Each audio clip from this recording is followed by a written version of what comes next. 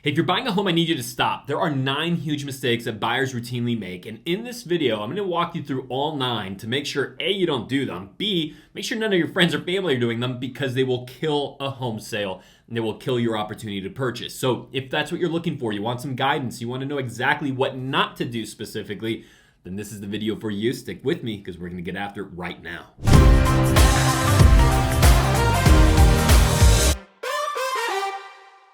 The number one thing you should not do not go looking for homes before you're pre-approved. And I cannot tell you how often, and by often I mean almost every single time, I'm talking 99 out of 100 people are looking either too low or too high, not what it should be. I get it, you have an idea, but I'm telling you, if you value your time, go get pre-approved. And I'm saying this as the real estate guy, right? It's nice that people want to talk to the real estate person and go look at homes. So it's cool that we're thought of first, but we should be thought of second. Step one, go talk to the lender, not the agent, unless you're calling the agent. And in fact, you really should call the agent and get a great recommendation for a lender. But you get the spirit of what I'm saying is that you could very well find out that you've just spent a month or 2 or 3 months looking either incessantly online or out even in person and visiting open houses, and it was not at all what you wanted to find. And a lot of people, it's because you could actually afford a more home and the payment's not as high as you thought it would be. And what happens is when you don't know that, you start looking around and thinking, gosh, I don't like what I see.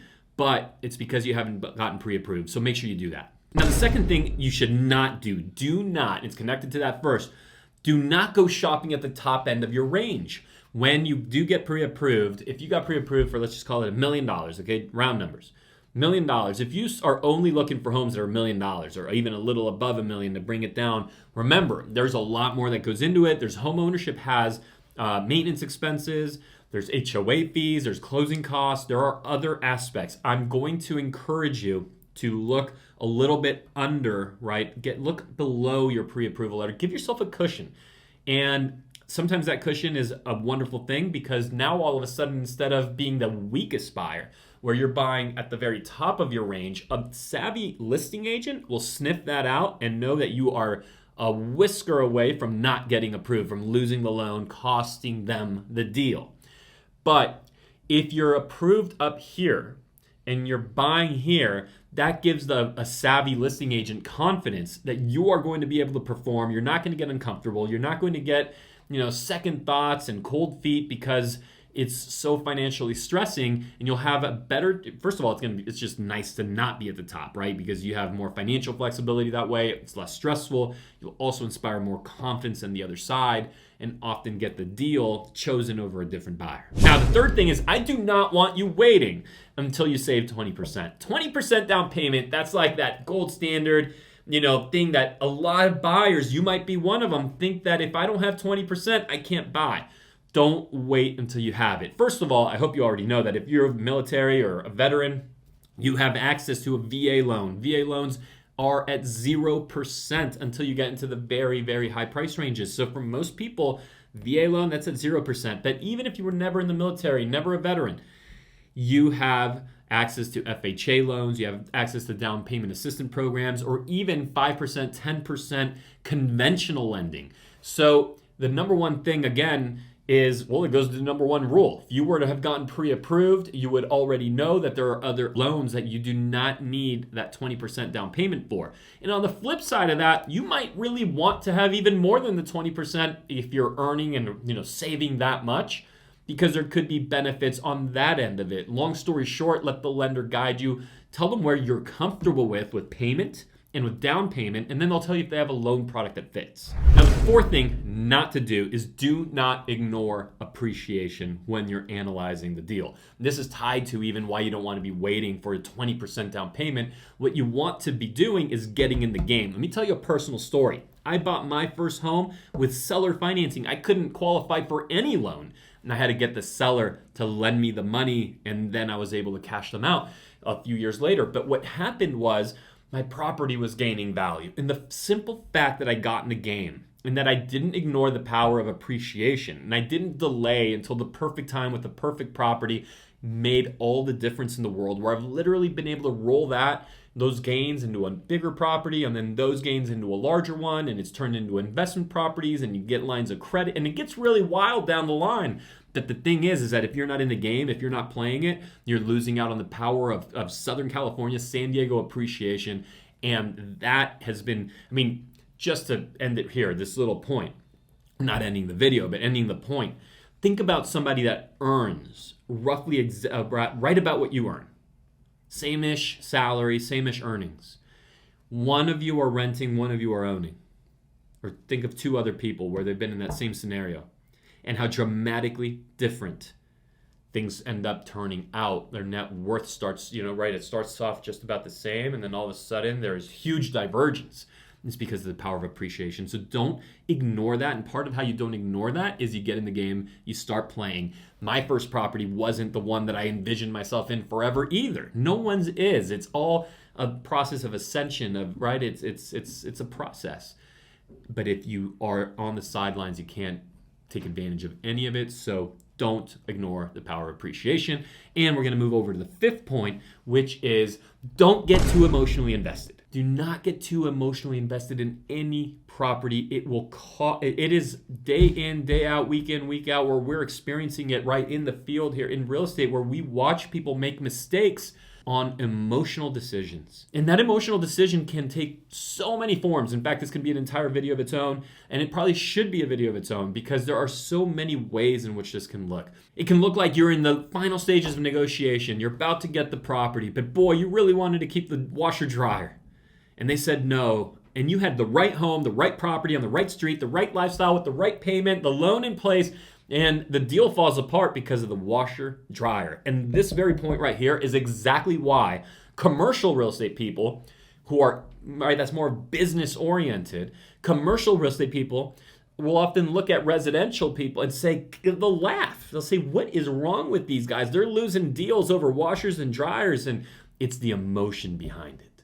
So if you can avoid getting emotional about things like that, or emotional about, like, gosh, something that the seller said, or that the agent said, or that the inspector it doesn't matter. Keep yourself centered. Keep your eye on what's ahead. Keep yourself reminded of why are you buying a home to begin with? What's the issue you're trying to solve for? What's the problem you're solving for? What is it that what's your current living situation, and why do you need a different one? Stay focused there. You're going to win much more than you're going to lose. And let me tell you, nobody, myself included, gets everything they want in every deal.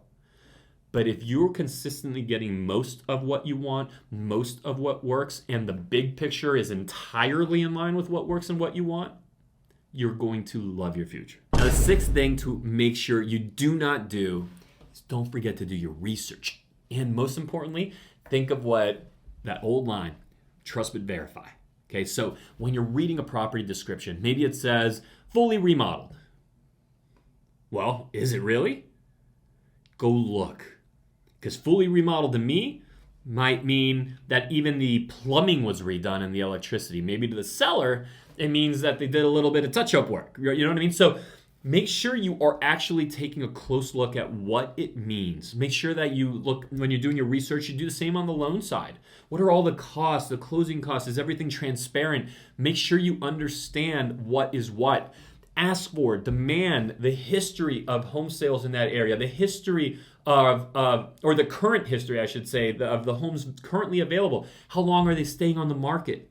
Know not just the things that most buyers look for, but know the things that really can indicate to you how aggressive your offer should be, such as, are homes sitting on the market on average, the homes that sell, are they out there for 20 days, 50 days, or only 3 or 4?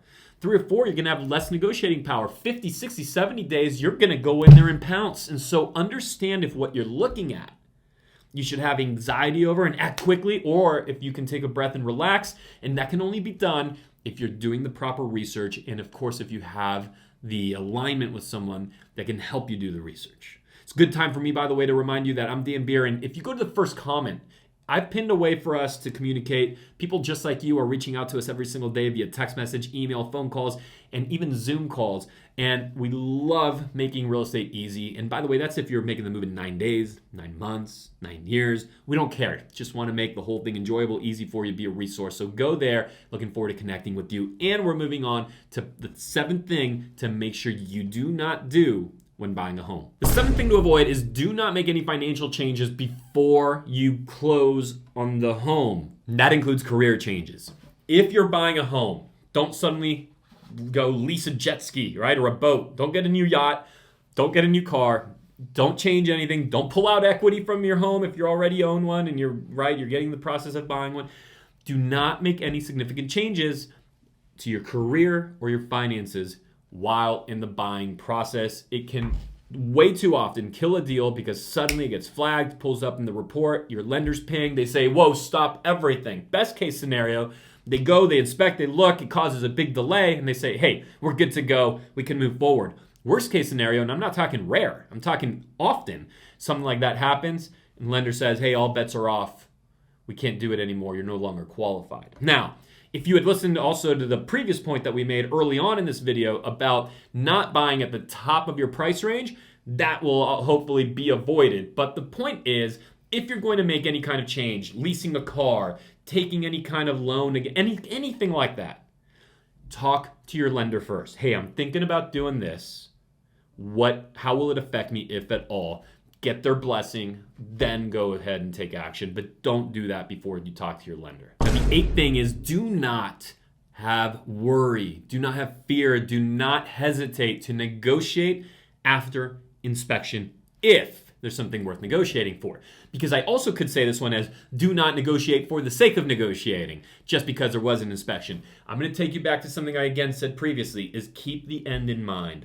Be mindful of why you're doing what you're doing and does the overall landscape of the deal fit. Now, having said that, if inspection reveals health and safety issues, if it reveals something that materially will change the value of the home, then by all means, you are right back at the negotiating table. As long as you have contingencies, your deposit is protected.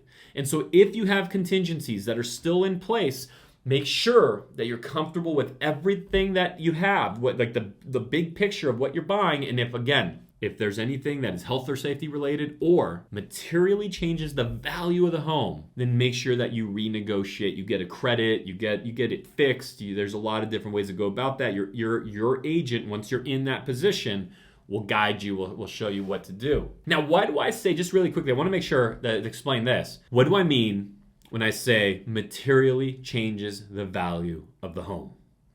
What I mean is something like, a little door stopper missing, $5. Okay, it doesn't materially change the value of the home. Even something bigger, such as there's a leak that was found under the sink, but there's no mold. You've checked, there's no mold, there's just simply a leak. Awesome. Okay, first of all, hopefully they'll get rid of it. Sure, ask them to do that.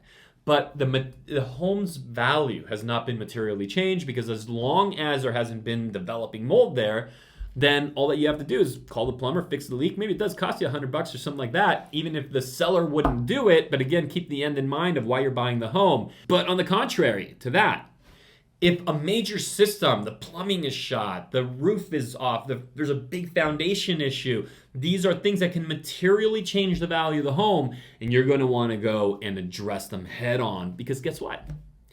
The seller doesn't cooperate with you addressing those things, do you suppose the next buyer won't also see them, won't also ask for them, and won't also be demanding the same thing? And a seasoned agent will help the other party understand that, hey, you deal with us now or you're dealing with the same issue later. So let's do it now, negotiate the change, and now you get to move forward. Or they can be totally stubborn, not negotiate the change, the deal falls apart, and guess what? They're gonna have to deal with that anyway, and it'll probably cost them more because now the property has that history of having sat on the market longer, fallen out of escrow, and clearly you cared, which gives the next buyer the right to care too, and the seller in that case is in a tough position. And it's always important to know your leverage points. And we're gonna wrap up here with the 9th thing to make sure you do not do, and it is not, do not forget about the closing costs. And I know I kind of mentioned this already, but it's that important I want to bring it back, and just focus on the closing costs themselves. Rough estimate, rough, okay? Please do not go by this. Make sure you actually look at it for the deal you're doing, your loan program. There's so many variables that can change things. But budget-ish 1% of that purchase price toward closing costs. Closing costs are comprised of things like escrow and title fees and transfer fees and home warranties, and there's all sorts of things along those lines. Now, a lot of that can be negotiated, so it doesn't mean you're always going to be the one paying for them by any means. And in fact, it's often customary that some of that is paid by the seller. But remember, every contract is unique, and every contract is its own world where you have to make sure it's written accordingly, written the right way, written clean, and make sure that you've left enough cushion in your finances to account for the closing costs. And I hope that you found this helpful. By the way, make sure, do me a favor, hold on, just stop a second. Go tap the bell and subscribe to the channel, and you're going to be the first to know of any changing market conditions in San Diego, plus really helpful advice like what you've had here on this video. I'm Dan Beer, passionate about helping people like you make the move within San Diego and to San Diego. And if we can help you, go to that first pinned comment. You're going to find ways to contact us, and we would love to help you, whether it's now, in 9 days, in 9 years. We just want to help make the whole thing easy for you, including in your research phase. We'll see you on the next video.